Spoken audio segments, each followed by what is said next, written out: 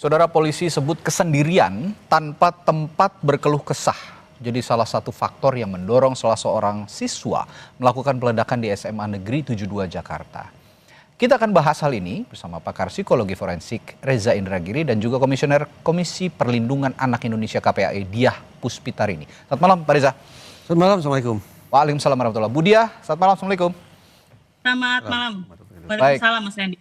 Saya ke Bu Diah dulu kalau gitu. Bu Diah, begini, soal kebijakan sekolah terhadap siswa yang terisolasi, karena saya berbicara kenapa terisolasi, karena mereka, karena yang bersangkutan bercerita kepada polisi merasa sendiri, merasa tidak ada yang bisa diajak berkomunikasi. Nah, apakah sekolah-sekolah di Indonesia sudah punya protokol khusus untuk mendeteksi dan menangani siswa yang mengalami social withdrawal berkepanjangan seperti ini, Bu Diah? Oke, baik. Kami pernah berkomunikasi dengan beberapa sekolah dan saya sendiri juga pernah menjadi guru ya.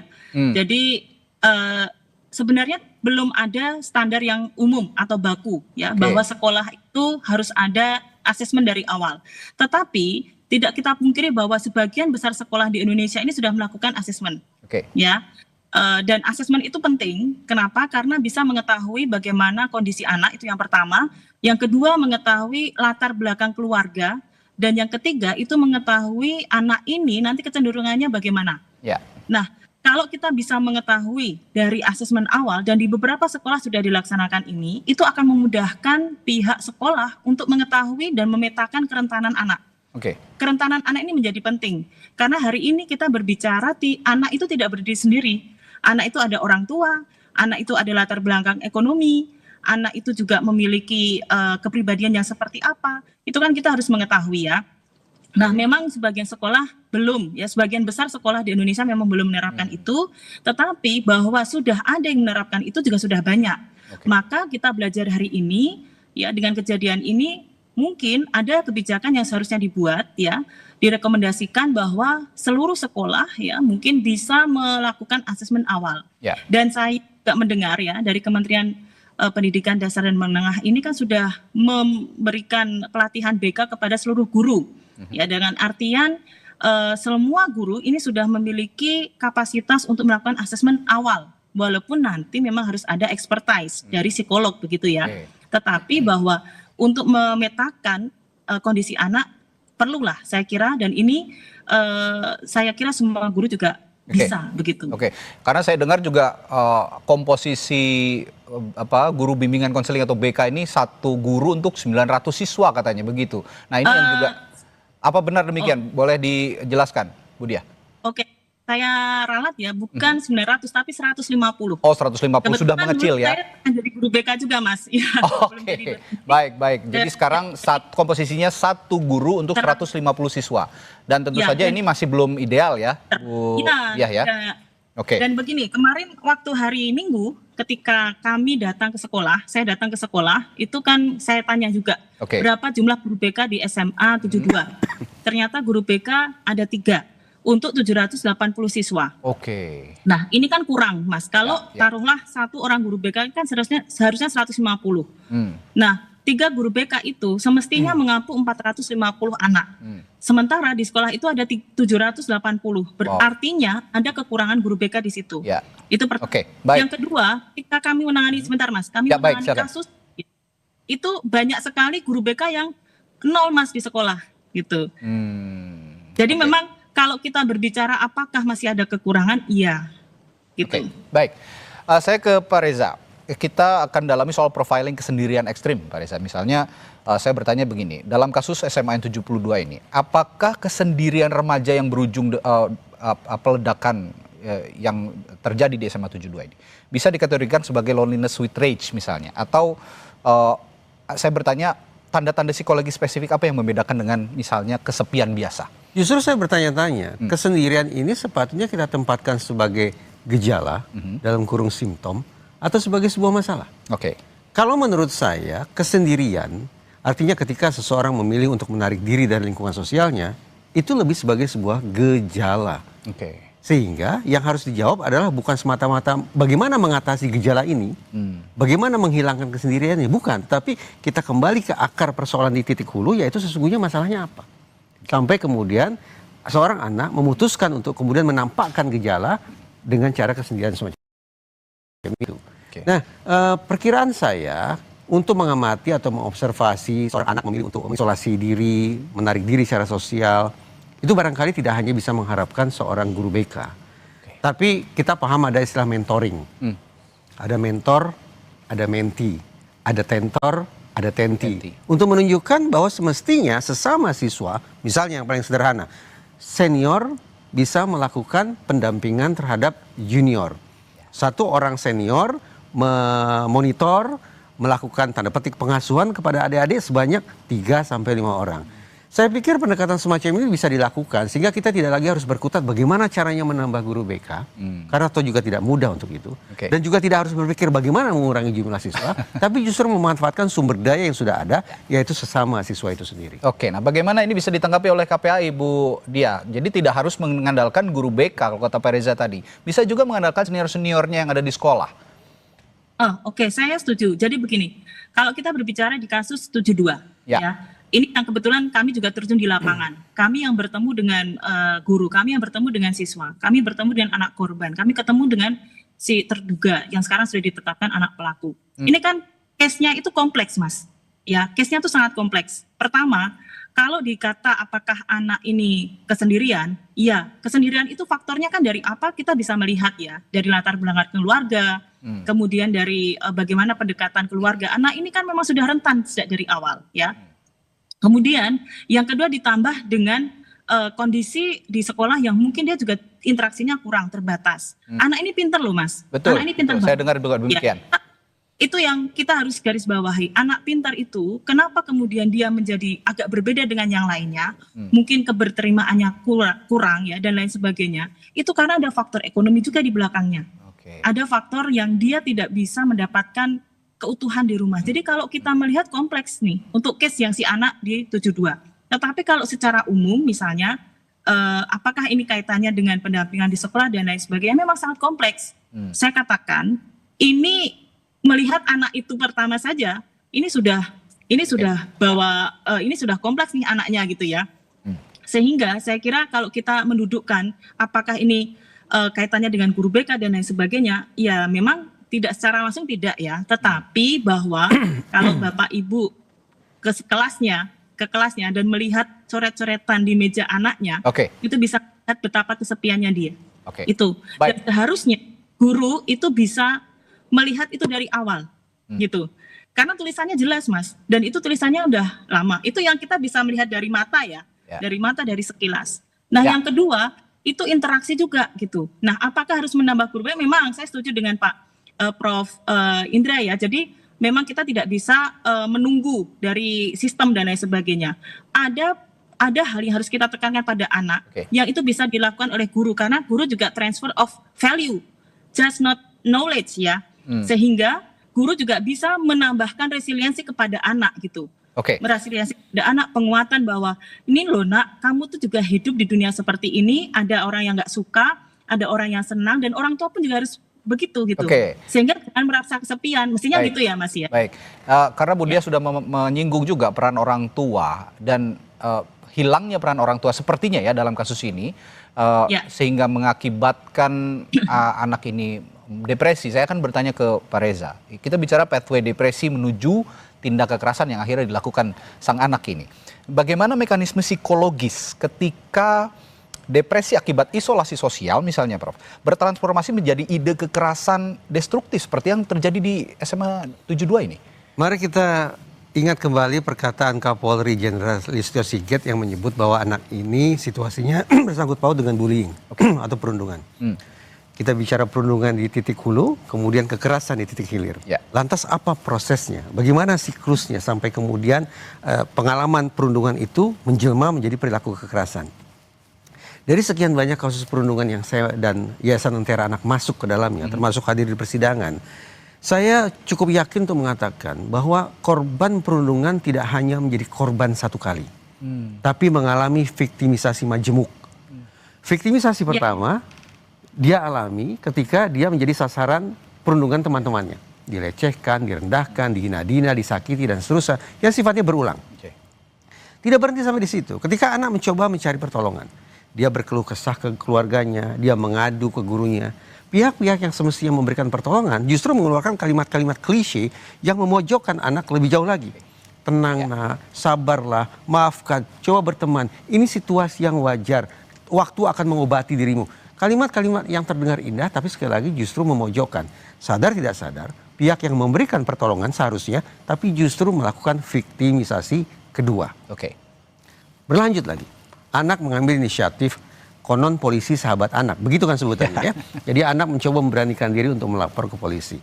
Sebagian polisi mungkin mengatakan laporan di kantor sudah sangat banyak. Sementara boleh jadi ini situasi pertemanan biasa. Secara salah kaprah dianggap seperti itu. Sadar tidak bahwa ternyata otoritas penegakan hukum dengan pola respon seperti itu melakukan viktimisasi ketiga. Viktimisasi majemuk membuat anak akhirnya berpikir sekaligus menarik simpulan. Ternyata saya hidup sendirian. Ya. Tidak ada pihak lain yang bisa saya andalkan. Jalan keluar harus saya cari sendiri. Karena sensasi menjadi korban itu sedemikian menumpuk, kesedihan, kepedihan, ketakutan, sekaligus kemarahan itu menggumpal sedemikian rupa, maka cara mengatasinya adalah dengan melakukan kekerasan dengan bobot yang setara. Sehingga kita bisa bayangkan, dalam kasus di SMA ini Mas, kok bisa-bisanya ya dia sampai melakukan kekerasan yang sedemikian ekstrim begitu kan? Tidak terbayang sebelumnya. Tidak terbayang sebelumnya. Walaupun kekerasan bagi saya dilakukan oleh korban-korban bullying itu jamak gitu. Ya. Nah, kita bisa tarik kesimpulan sekarang. Kekerasan dengan skala yang masif seperti itu tak lain tak bukan adalah cerminan dari gumpalan kemarahan, gumpalan kesedihan, gumpalan ketakutan plus gumpalan perasaan sepi yang juga setara bobotnya. Oke, dari viktimisasi tadi, dari viktimisasi tadi ditambah lagi ada peran yang lain. Soal misalnya paparan konten-konten ekstrim itu ditambah lagi. Nah, saya akan diskusikan hal itu setelah jeda nanti di Sapa Indonesia bersama Pak Reza dan juga Budia. Sesaat lagi tetaplah bersama kami. Tadi Pak Reza sudah menyinggung soal viktimisasi yang bahkan dialami sebanyak 3 kali oleh anak berkonflik dengan hukum yang ada di SMA 72 yang saat ini sedang diproses hukum gitu ya. Nah, setelah viktimisasi ada faktor pemicu yang lain ternyata. Ada peran fantasi yang juga mendorong si anak ini melakukan kekerasan. Ada paparan konten ekstrim seperti dark web misalnya atau game, film memperkuat fantasi kekerasan pada remaja yang sudah terisolasi. Apakah ini lantas menjadi final trigger untuk melakukan tindak kekerasan itu? Saya membayangkan kita bisa menerapkan analisis 3 tingkat, 3 level analysis. Dalam psikologi forensik berarti kita harus melakukan pemetaan faktor yang mana, isinya apa. Jadi kita bernalar begini. Di segmen sebelumnya kita sudah mulai menyangkut pautkan kondisi anak ini terkait dengan perundungan. Kita punya alasan untuk menempatkan perundungan sebagai deep factor, faktor mendalam. Kenapa? Karena salah satu mazhab dalam psikologi meyakini bahwa perilaku manusia, termasuk perilaku jahat manusia, itu bertitik mula dari trauma. Perundungan mengakibatkan guncangan psikologis, barangkali bisa disetarakan dengan trauma. Sehingga kita letakkan dia pada lapis atau tingkat terbawah. Ini yang paling fundamental. Berlanjut, di segmen ini sudah mulai disinggung. Anak itu berulang kali terpapar materi-materi kekerasan. Berlangsung secara berulang. Kita bisa anggap itu sebagai sebuah proses belajar. Dalam kurung proses pengkondisian yang memang berlangsung secara salah. Sehingga terus menerus atau berulang kali terpapar pada materi-materi kekerasan, itu kita bisa tempatkan di tingkat kedua. Conditioning factor. Tinggal satu level lagi, yaitu faktor pemicu. Pertanyaannya, kenapa anak itu memilih waktu di situ dan tempat di situ untuk melancarkan aksi kekerasannya? Ya, ini harus diinvestigasi. Apakah pemilihan tempat dan waktu semacam itu mengandung muatan simbolik tertentu, ataukah lebih pada pertimbangan taktik belaka bahwa pada jam tersebut di tempat seperti itu sekali gebrak sekian banyak korban bisa langsung jatuh. Itu yang dipelajari tentunya dari dark web, game dan film mungkin saja, dan itu didalami oleh polisi tentu saja yang bisa menjawabnya nanti. Budia, saya juga karena tadi juga menyinggung soal orang tua, faktor internal yang sudah disinggung oleh Pak Reza tadi soal tanggung jawab orang tua. KPAI memandang orang tua seperti apa yang paling rentan dalam tanda kutip kehilangan anaknya dalam kesendirian hingga berujung kekerasan seperti ini? 1, orang tua yang tidak utuh itu sudah sama saja dengan pengasuhan yang rentan. Artinya kalau di dalam kasus ini kan si anak ini tinggal dengan ayah tanpa saudara dan kemudian ayahnya juga bekerja. Sehingga ya, dia menghabiskan waktu sendiri ya, sendiri, kemudian dia lebih suka dengan dunia maya. Nah, yang kedua, yang kalau saya ingin menyampaikan, selain anak ini pinter, Pak Prof. Reza, anak ini juga saya kira dia punya ini ya, dia punya cara di mana dia punya keinginan untuk self esteem. Self esteem itu lebih pada pembuktian dirinya, gitu ya. Pembuktian dirinya bahwa oke, dia dibully, oke dia sendiri, oke dia tidak ada teman bicara, barangkali begitu ya. Kalau kami menangkap, dan cara membuktikannya dengan ini loh, seperti ini. Kenapa? Kami melihat, makanya kami meminta ada apsifor nih yang mendampingi, bukan hanya psikolog biasa. Karena kami khawatir, Mas, di self esteem ini itu di beberapa kasus, mohon maaf, anak mengakhiri hidup yang kami dampingi selama 3 tahun ya, di KPA. Ini rata-rata memang mereka korban bully, mereka kesepian, mereka tidak tahu cara keluar dari masalah, terus akhirnya mereka ingin self esteem, membuktikan dirinya dengan cara, nih loh, aku bisa melakukan ini, begitu. Nah, di kasus ini pun kami juga khawatir ada ujungnya selain self esteem, pembuktian diri adalah suicide. Jangan sampai tapi ya, kita berdoa juga ini ujungnya jangan sampai terjadi. Karena kita belajar di ledakan kedua, Mas. Di ledakan kedua, di mana anak itu ledakan sendiri ya, yang berbeda tempatnya dengan di pertama gitu. Jadi itu yang sebenarnya kami sampaikan, kenapa KPAI meminta apsifor, karena itu yang kami khawatirkan. Dan kalau sudah mencoba perilaku ini, itu khawatirnya akan berulang gitu. Kita kan tidak tahu, dan anak saat ini kondisinya masih terbatas loh, Mas, informasinya. Tetapi kan tim itu sebenarnya bisa menganalisis. Kalau kami hanya belajar dari yang sudah-sudah tuh khawatirnya begitu. Dan ternyata di kedua itu sudah upaya yang dilakukan oleh anak. Baik, dan saya yakin anak ini dalam kondisi terpuruk saat ini, sehingga saya setuju jika ada restoratif justice yang diterapkan terhadap anak berkonflik dengan hukum yang terjadi di SMA N72. Terakhir saya ke Pak Reza. Bicara soal rehabilitasi versus hukuman, ini kan dua hal yang berbeda, tapi sepertinya harus sama-sama berjalan bersamaan gitu. Dari sudut perspektif forensik, Prof, remaja pelaku seperti ini lebih cocok direhabilitasi psikiatri forensik atau cukup hukuman pidana biasa kira-kira? Kita sepakat tidak bahwa ternyata anak yang kita sebut sebagai anak berkonflik dengan hukum dalam kurung pelaku ini ternyata adalah sekaligus korban. Sepakat tidak? Sepakat. Implikasinya apa? Ada dua. Pertama, mari kita insafi bersama ketika seorang pelaku pidana pada saat yang sama juga menyandang status sebagai korban, apalagi korbannya juga majemuk, maka sudah sepatutnya dia mendapat peringanan hukuman. Pertanyaan saya, apakah publik bisa menerima logika semacam itu? Perkiraan saya, karena saat ini masih pada fase marah, takut, apalagi dendam, dan seterusnya, maka saya bayangkan terutama keluarga korban akan murka. Tapi sekali lagi, ayo kita bernalar bahwa setiap pelaku pidana yang sekaligus menyandang status korban, maka status korban itu bisa menjadi hal yang meringankan hukuman. Implikasi kedua, karena kita bersepakat bahwa anak ini ternyata adalah korban, maka ada agenda yang lebih harus diprioritaskan ketimbang meminta pertanggungjawaban pidana. Apa itu? Memastikan bahwa anak yang menyandang status sebagai korban itu mendapat perlindungan khusus. Itu bukan kata Reza, itu kata Undang-Undang Perlindungan Anak.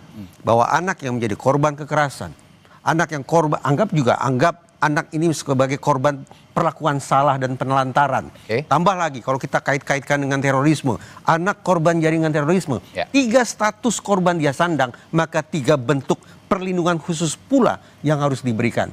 Jangan salah, negara ini memposisikan perlindungan khusus, negara berkewajiban dan bertanggung jawab memberikan perlindungan khusus. Ayo kita konsekuen. Karena kita ingin menegakkan peraturan, patuh pada peraturan perundang-undangan, maka sebelum saya menjawab pertanyaan Mas tadi tentang bagaimana meminta pertanggungjawaban pidananya, ada agenda yang harus didahulukan, yaitu memastikan anak ini terpenuhi perlindungan khususnya. Mudah-mudahan Ibu Dia dan teman-teman di KPAI bisa memastikan itu terrealisasi. Saya yakin juga Ibu Dia punya perspektif yang sama. Singkat Bu Dia. Terakhir, jadi ini sesuai dengan pasal 59A Undang-Undang Perlindungan Anak ya, dan itu amanat memang kami harus memastikan itu. Yang pertama, anak ini memang prosesnya harus cepat. Kalau memang nanti diproses hukum, itu pun harus cepat. Yang kedua, harus mendapatkan pendampingan psikososial. Yang ketiga, itu harus mendapatkan bantuan sosial, dan yang keempat, itu juga harus mendapatkan perlindungan hukum. Dan sudah diatur, betul Pak Reza, sudah diatur di dalam Undang-Undang Perlindungan Anak di pasal 64 ataupun Undang-Undang Sistem Peradilan Pidana Anak. Jadi tidak usah khawatir bahwa kita memastikan itu Pak Reza dan semuanya saja. Kemudian kami juga memastikan bahwa anak ini tidak mendapatkan intimidasi ataupun juga identitasnya tersebar ya, karena itu ada juga di dalam Undang-Undang Perlindungan Anak. Oke, saya tambahkan sedikit, selain perlindungan khusus mungkin juga ada pembinaan khusus, karena tadi sudah kita sepakati bersama, sudah kita ketahui bersama bahwa anak ini adalah anak yang cerdas, anak yang berpotensi menjadi seseorang di kemudian hari, sehingga negara bisa hadir untuk memberikan perlindungan dan pembinaan, untuk apa? Untuk kemudian hari bisa berguna juga untuk negara. Baik, terima kasih Pak Reza Indagri sudah hadir di studio, dan juga Bu Diah Puspitarini dari KPAI. Selamat malam, sampai jumpa lagi. Assalamualaikum. Waalaikumsalam warahmatullahi wabarakatuh.